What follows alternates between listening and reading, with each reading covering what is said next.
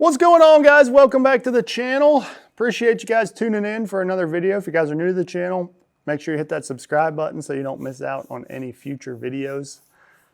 We got a good one for you here today. I feel like it's a good one. This is another little tackle hack that I've kind of been messing around with a lot here lately. And it has to do with your jig heads whenever you're throwing a minnow style bait. You know, one of the biggest complaints of, say, this style bait right here is that they tear up extremely easy. You know, you get a bite or something, the bait wants to fall down and then it doesn't want to sit back up on the jig head. I found a little hack that you can do. It's really simple. It's something that you already have in the boat. I guarantee you that. You already have this item in the boat and you can add it to your jig head to really help keep that minnow up on your jig head, help your baits last longer, and save some frustration. So if you guys are ready, we'll kind of walk through the whole setup, the whole process that you want to do here, and in order to get your minnows to last a little bit longer on your jig heads.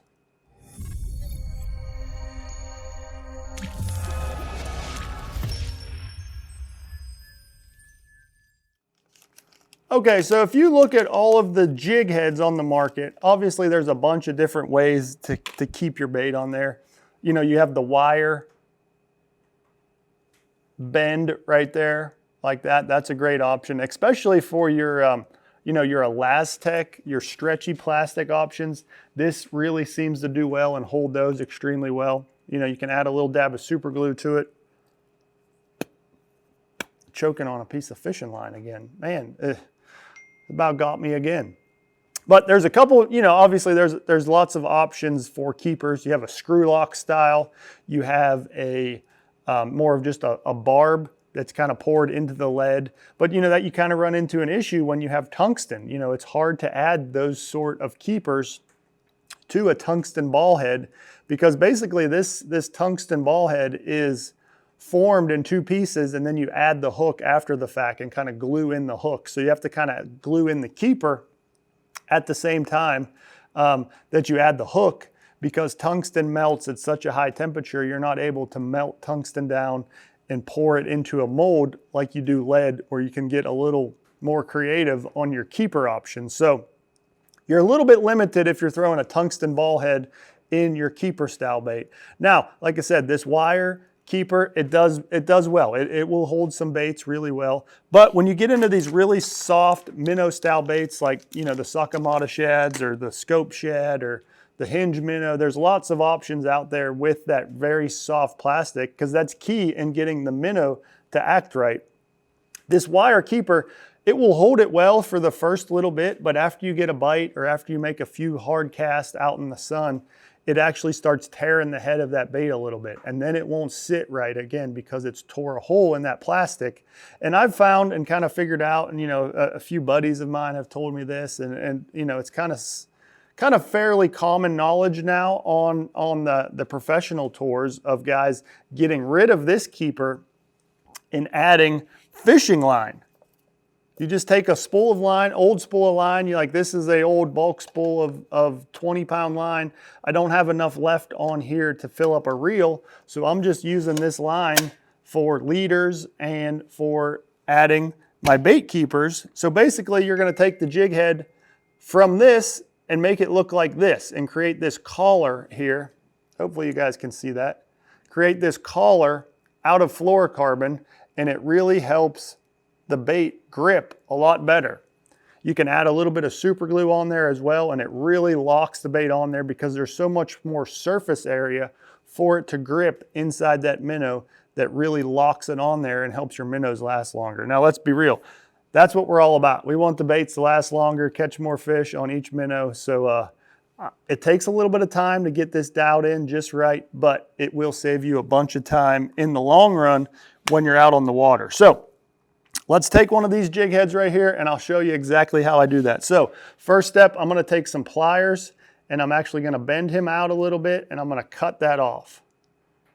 As close as I can get to the head, I'm gonna cut that wire frame off like that.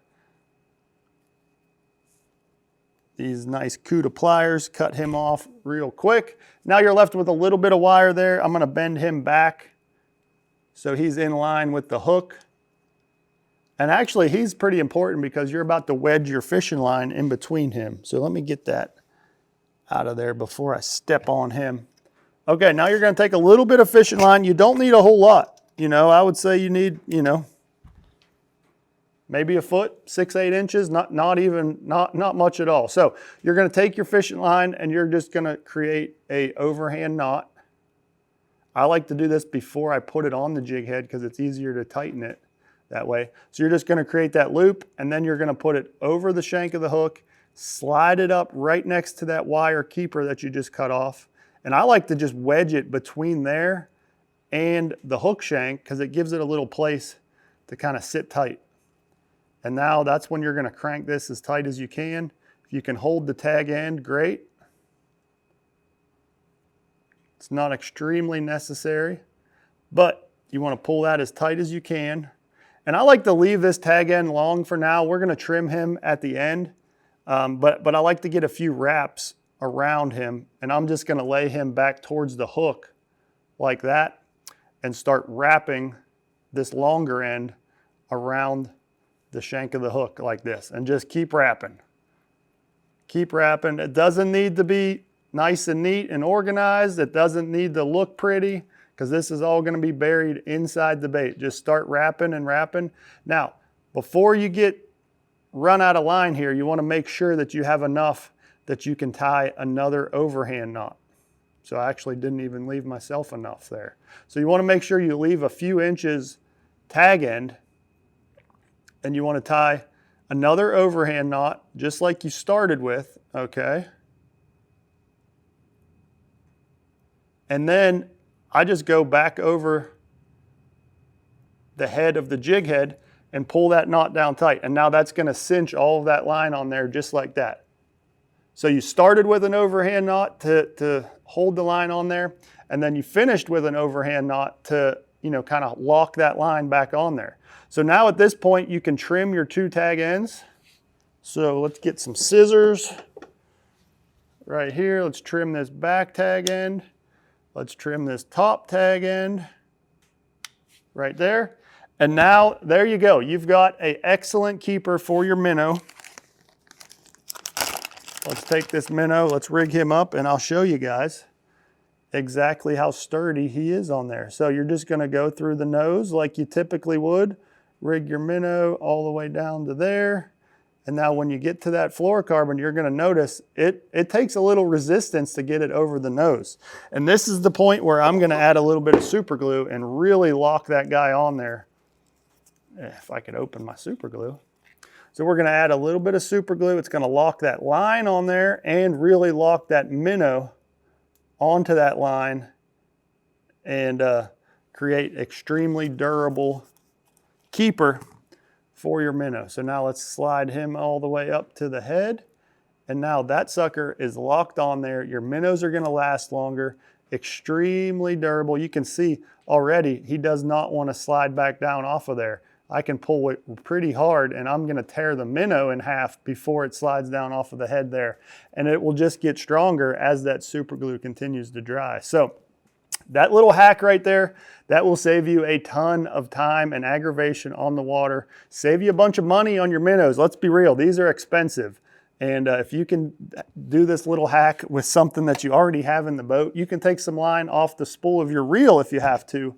But use this little hack to save you some money, some time, some aggravation, all that good stuff. And in turn, it's going to help you catch more bass. So, all right, guys, well, I appreciate you tuning into this video. Hopefully you learned something. Hopefully you can use this and apply this to your minnow game. You know, and it's not just limited to minnows. You can throw it on swim baits, any soft plastic that you're rigging up on a jig head. You can use this little hack and it'll help the life of your bait. So, appreciate you tuning in. Leave me those likes, comments, good stuff down below. Don't forget, hit that subscribe button if you haven't already. And we'll see you guys next time.